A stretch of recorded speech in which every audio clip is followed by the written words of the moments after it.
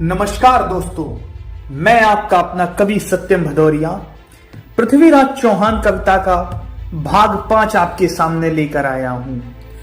पृथ्वीराज की सेना और मोहम्मद गौरी की सेना युद्ध के मैदान में आमने सामने है। गौरी को जब जयचंद का साथ मिला तो वह ललकारने पृथ्वीराज चौहान को तराइन के मैदान में फिर से आ खड़ा हुआ है और पृथ्वीराज चौहान के आह्वान पर सारी सेना आज गौरी को धूल चटाने तराइन के मैदान में आ खड़ी हुई है।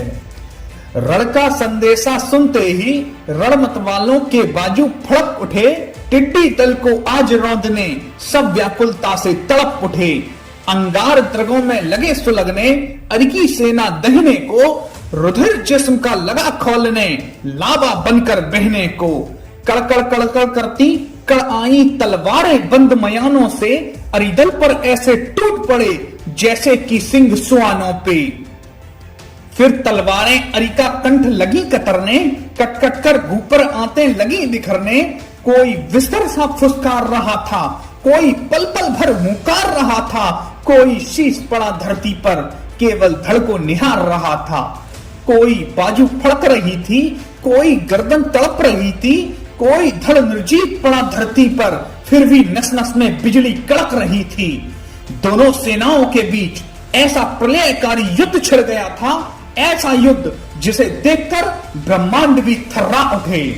लेकिन अभी यह युद्ध और भी भीषण होने वाला था, क्योंकि सोमेश्वर पुत्र दिल्लीपति सम्राट पृथ्वीराज चौहान की तलवार अपना तेवर दिखाने वाली थी।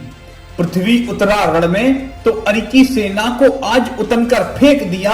लड़ते लड़ते तलवार हाथ से छूट गई तो भर बाजू में ऐंठ दिया। जो भी सम्मुख आया पथ पर भाले से उसको गोव दिया। अर्ध निमंत्रण भेज काल को महाकाल को सौंप दिया। तलवार वीर की लेती थी, पल भर भी रुकने का नाम नहीं। जिस ओर चमक उठती थी कर देती थी शमशान वहीं। जिसके ऊपर भी वही काल सर्पणी टूट पड़ी, भय से उसके पैजामे में खारी गंदा छूट पड़ी। जाने कितना लोहू चाट चुकी थी, जाने कितनी गर्दन काट चुकी थी, जाने कितने बकरों की बलि चढ़ाकर सबसे भूतल पाट चुकी थी। वह मदमस्त इंद्र के ऐरावत सी डोल रही थी, पर रिपुदल के आंतों के टांके झटपट खोल रही थी। कोई भू पर घायल शिथिल पड़ा था, कोई पृथ्वी को घेरे स्वयं खड़ा था। जैसे ही तलवार घुसी पेट में झट से गूदा निकल पड़ा था। तलवार अशांत हो जाती थी तो तीर गरजने लगते थे, मानो अंबर से जैसे उल्का पिंड बरसने लगते थे। विद्युत से छूट रहे थे मानो तीर कमानों से, बचना मुश्किल था शत्रु का पृथ्वी के याज निशाने से। फिर भुजदंड लगे दरकने शौणित के तेज प्रभा से, पृथ्वी का है भी बातें करता था आज हवा से। गजनी से आए भाड़े के टट्टुओं का दल जब तक पृथ्वी के प्रहारों से संभल पाता, तब तक पिथौरा का घोड़ा भी अफगानी सेना पर कहर बनकर टूट पड़ा। घोड़े ने भी अरकी सेना पर भीषण हल्ला बोल दिया, उछल उछल कर टापों से खोपड़ियों को खोल दिया। जो बच गए शेष उन्हें फिर रौंद रौंद खलियान किया। बड़े बड़े योद्धाओं का घोड़े ने धराशायी अभिमान किया। रत्ती भर भी असर न होता जिसके तन पर कोड़े का, अरिदल भी दहल उठा था देख रूप उस घोड़े का। चलते चलते उड़ जाना खेल बन गया था, घोड़ा रण में राफेल बन गया था। टिड्डी दल हो भस्म रहा था, जल जलकर क्रोध अनल में। लाशों के गुंबद लहराते थे आज गगन में। राजपूतों के भुजदंडों में स्वयं भवानी आज समाई थी, लेकर खप्पर रुधिर चाटने रण में आज कालिका आई थी। शौणित की पिचकारी छूट रही थी रिपुओं की गर्दन से, थर थर थर थर कांप रही थी रणभूमि भी मर्दन से।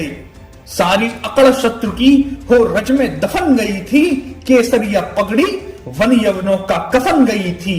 ढलता सूरज होती जब तक शाम नहीं, शमशीर पिथौरा की कर सकती थी विश्राम नहीं। फिर गौरी लगा सोचने रवि होते होते अस्त कहीं, कट कट कर भू पर हो जाए ना सेना ध्वस्त कहीं। तभी निहारा गौरी ने होकर खिन्न क्षितिज को, हाथ जोड़कर करी प्रार्थना, हे दिनकर रोको अब इस घोर प्रलय को। गौरी सूर्य देव से प्रार्थना करने लगा, क्योंकि सूर्य अस्त होने पर ही यह तबाही रुक सकती थी, क्योंकि राजपूतों के युद्ध विधान के अनुसार सूर्य अस्त के पश्चात युद्ध भी रोक दिया जाता है। जैसे ही शाम हुई, स्वर गूंज उठे युद्ध वीरान के कानों में, अधबुझी प्यास लेकर लौटी तलवारें बेबस म्यानों में। क्रंदन में बदल चुका था अब तक अरिकी ललकारों का शोर, थक कर दोनों सेनाएं बढ़ चली शिविर की ओर। राजपूत थे उत्साही कल रण में और प्रलय बरसाने को, टिड्डी दल वह सोच रहा था अपनी जान बचाने को। चढ़ आया था चांद क्षितिज पर, नभ से पीयूष बरसता था, देख देख कर ढेर शवों का गौरी को चैन न पड़ता था। गौरी बोला, नहीं पराजित कर सकते हैं कभी पिथौरा को हम बल से, पर विजय विजय होती है मिले भले ही क्यों ना फिर वह छल से। रात्रि के इसी पहर में वीरों अब इतिहास नया गढ़ना होगा, रात्रि के इसी पहर में वीरों अब इतिहास नया गढ़ना होगा। शिविरों में सोए शूरों का छिपकर आखेट हमें करना होगा। जहां सोए हैं राजपूत दिन के रण उत्सव से थक कर, हमले की करो तैयारी तुम वीर पठानों उन शिविरों पर। उस धूर्त गौरी ने युद्ध के सारे नियम पलट दिए और अपनी सेना से रात के अंधेरे में उन शिविरों पर हमला करने के लिए कहा, जहां राजपूत सैनिक और पृथ्वीराज चौहान उनके सामंतों के साथ विश्राम कर रहे थे। साम दाम और दंड भेद की नीति को अपनाकर रख दो ताज विजय का मेरे मस्तक पर तुम लाकर।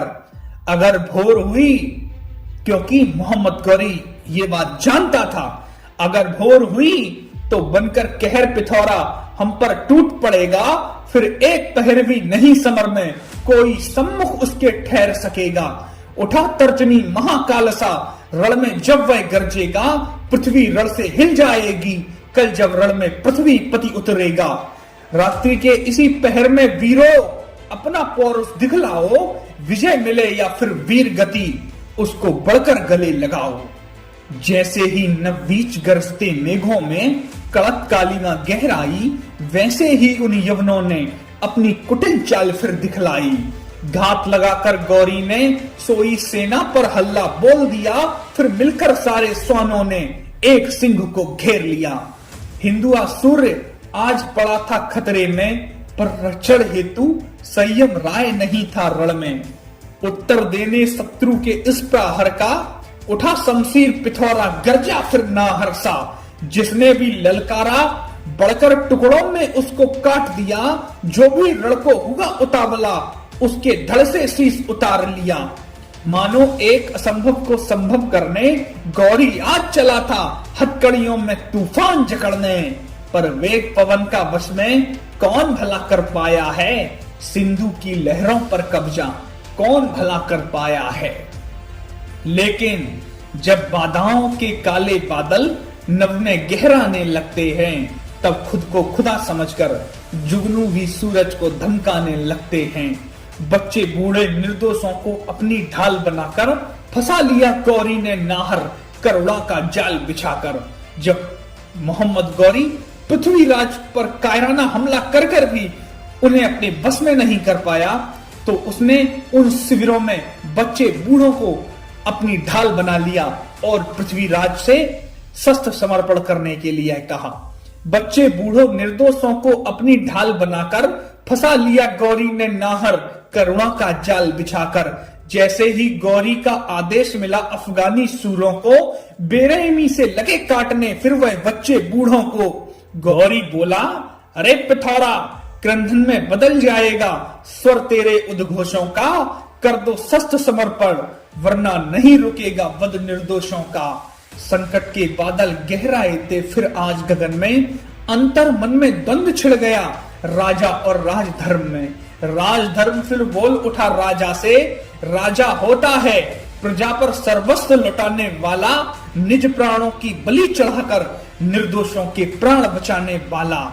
फिर क्या राजधर्म की सुनकर निर्दोषों के प्राण बचाने की खातिर रख दी शमशीर पिथौरा ने भू पर स्वयं सजाकर।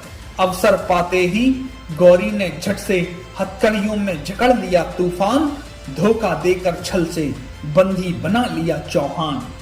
गजनी हुआ रवाना तुरंत काफिला उत्सव के ढोल बजा के, कब्जे में देख सिंह को अफगानी गीदड़ थे मौज मनाते। गौरी बोला हुआ आज यह जो भी सब अल्लाह की माया है, पर नहीं पता था उस मूर्ख को कि वह अपनी मौत बांध कर लाया है। मोहम्मद गौरी पृथ्वीराज चौहान को बंदी बनाकर गजनी ले गया, लेकिन उस मूर्ख को नहीं पता था कि वह पृथ्वीराज चौहान को नहीं अपनी मौत साथ बांध कर लाया है।